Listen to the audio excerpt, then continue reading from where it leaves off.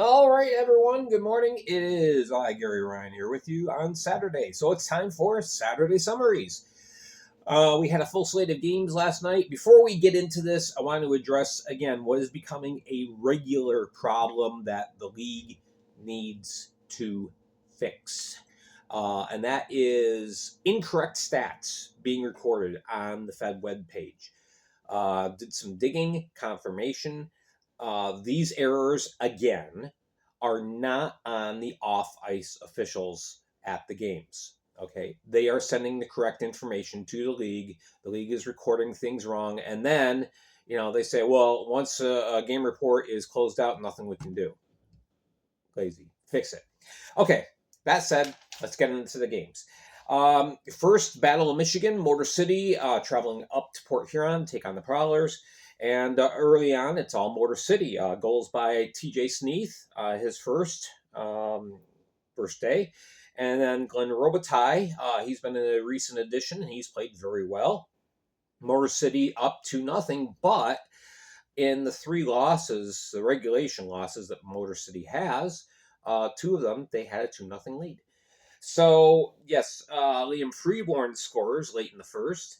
And then we have in the second, Robitaille, again, giving the Rockers a 2-goal advantage, but not so fast. It's David Guetta scoring on the power play. And then Tristan Sim, he's chipping in. So it's 3-3 at the end of two. Goalies in this game, by the way, Ricardo Gonzalez for Motor City and Ian Wallace gets to start for Port Huron. That was about the only surprise to me as far as how this game ended up shaping up. So in the third, Vincent DeCumbus, he becomes a hero after both teams are playing extremely cautious in the third. DeCumbus jumps on his chance and he puts the game-winning goal away. Good to see that from him as he missed most of last year with injury. Liam Freeborn adds a goal very late, and it is a 5-3 victory for the Prowlers, defending their home turf. So they improve to 6-2. Motor City falls to 9-3. Still in good shape, still second in the Empire. Good crowd, 12-10 on hand to take this in. So yeah, first blood was drawn by Port Huron. Let's see if tonight, as the venues change down the Big Boy, let's see if Port Huron can maintain the momentum or if home ice ends up being the advantage. All right, next game. Yep, I called this one. I said Almyra was going to snap the streak. They did. Now, part of what didn't help was the fact that Watertown was going through extreme goalie schizophrenia. I'm not sure what's going on. Anyway, before the game, it was announced that Owen Lisowitz going to start. No, Josh Rosenvig starts. So, kind of weird. Anyway, so in the first, it's all Trevor Lord and Houston Wilson, both of them scoring a pair. 2 on the power play by Houston Wilson, 1 on the power play by Trevor Lord. Most of the goals scored in this game were on the power play. So don't get in the box. Don't feel the shame, and you'll be okay. Second period, it's Liskowitz now in goal, and Almyra says, no big deal to us. We'll just keep scoring. Davidson scores at 1:01. Stephen Ford scores at 4:13. Houston Wilson gets his hattie on the power play at 11:07. And then just a few seconds later, Stephen Klink scores, and Owen Liskowitz's night is over. Or is it? So, yeah. 5 unanswered goals by Almyra. Nope, wait, make it 6. Cody Rogers scores on Rosenvig on the power play. And finally, Trevor Lord stops bleeding. He gets his hattie at 18:40, again on the power play. So, there we go. And it was all Almyra that second period. Shots were 17-7. Watertown just really struggling. So, third period starts, Rosenvig's in goal until the 3:49 mark, and then there's a switch back. So Liskovitz goes back in the net. Then he's pulled at the 14:05 mark. You got 5:55 left in the game, and you're down by 4. Are the odds in your favor? No.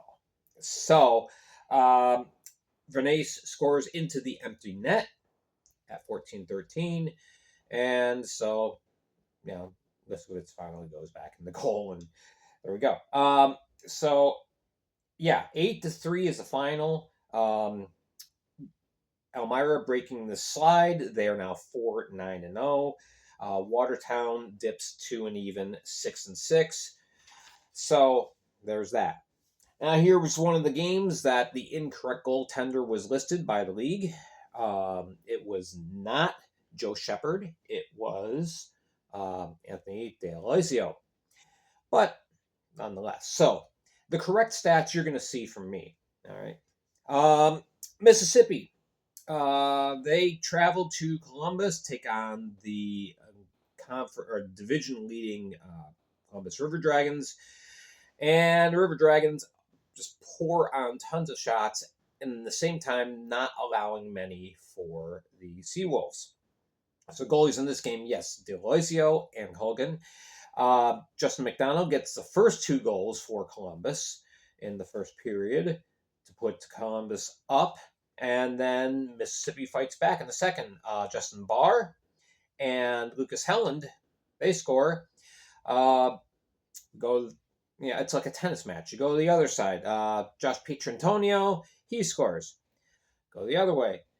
Liriaco scores shorthanded. And that's right towards the end of the period. So it's 3-3.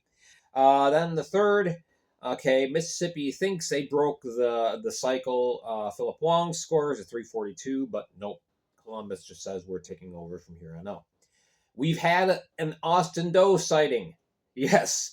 The veteran has finally ended up on the score sheet, and he puts 2 past D'Alessio. Yeah, not just 1, but 2. And Pietrantonio also adds a shorty to boot. So it's 6-4. The goalie is pulled, that being D'Alessio at 1:28 left, but Mississippi could not generate enough offense. So it's a 6-4 final.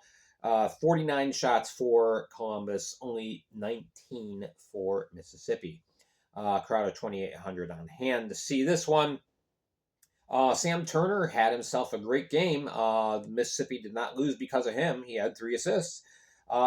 And Kuznetsov gets on the score sheet since getting traded from Danbury. He gets on the score sheet for the first time. 2 assists there.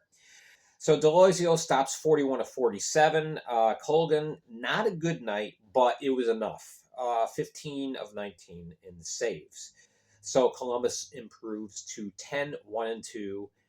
Now, once again, tops in the Continental Division by themselves, and Mississippi drops to 7-1. Columbus alone in first place because Binghamton spoiled the home ice advantage streak for the night.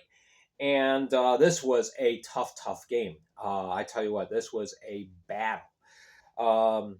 And no, I don't mean by fisticuffs. I mean just on ice. These two just did not want to lend any quarter to either team. So in this game, no scoring in the first. In the second, Tyson Kirkby ends up scoring on the power play. And that's a 16-17. Not even a minute later, Dawson Baker responds for Carolina. And so it's 1-1 at the end of 2 now shots. Columbus had a decided edge. Through 2, they were leading 28-19, but and they were controlling time of possession. Their puck possession numbers were very good last night. If you went into advanced statistics, everything would say, "Hey, Columbus should have won," or Carolina should have won this game. But very evenly fought. And so in the third, 14:02, it's Nikita Ivashkin scoring on the power play, and it's a 2-1 victory for the visiting Black Bears. The 7-game win streak has ended for the Thunderbirds. Both goalies played very well. Connor McAnanama for the Black Bears, and of course Mario Cavaliere for Carolina. You don't see Cavalier having a bad game. Connor Smith ended up with 2 assists on the night, the only multi-point player of the game. Vashkin gets that game-winning goal, and Connor McAnanama stops 39 of 40 for the win. Cavalier stops 24 of 26 in 57-38. So even though he gets the loss, his numbers are not hurt any. He's still under 2 for goals against, and his save percentage is still astronomically high. So Binghamton improving to 12-1-3. Carolina dips to 11-3. So now 3 points behind the Columbus River Dragons. And then we went to the Bayou.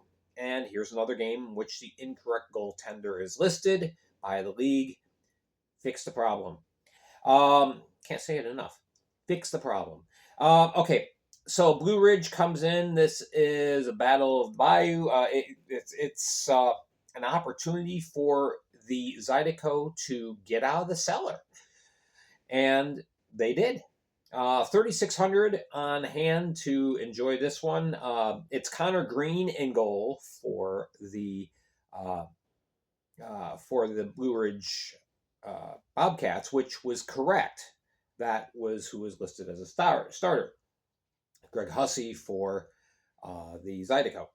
So in the first, it's all Zydeco. They just put a good old-fashioned skills beating on the Bobcats. Michael Haskins scores. Jake Cox scores his first. Curtis Hansen scores on the power play.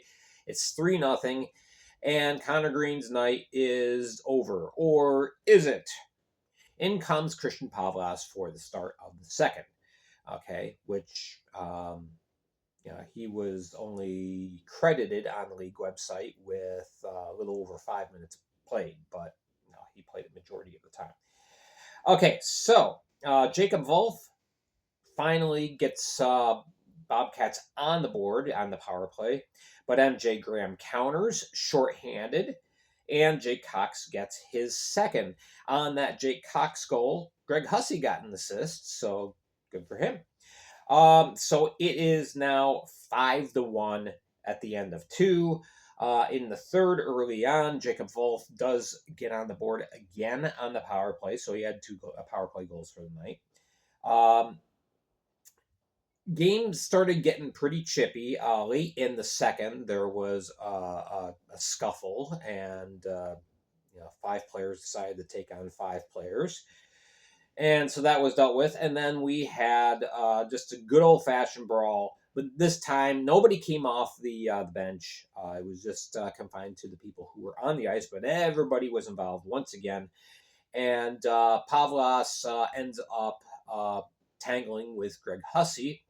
So both of them end up getting the gate. In the Fed, goalie fight is an automatic ejection. So then Connor Green comes back out to finish the game. Greg Harney steps in goal for the Zydeco. Both only face 1 shot in the remaining 5 minutes. I think after that fight, everybody just said, let's just end this. Let's just go home. So, yes, Baton Rouge is in 5th place in the Continental Division with the 5-2 victory. They are up to 4-11-0, which is good for 11 points. Blue Ridge falls to 3-10-2, which is 10 points. So, yeah, Zydeco finally dug their way out of the cellar, and they'll see if they can create a little separation tonight as the rematch takes place in Baton Rouge. So there's our games. Did I mention, hey, league, fix your problem? I hope so. All right, so that's it for the summary. Tune in tomorrow, rather, and we'll do this again with different games and different results. Thank you so much for watching, for all your support. I'm Gary Ryan. We will see you tomorrow.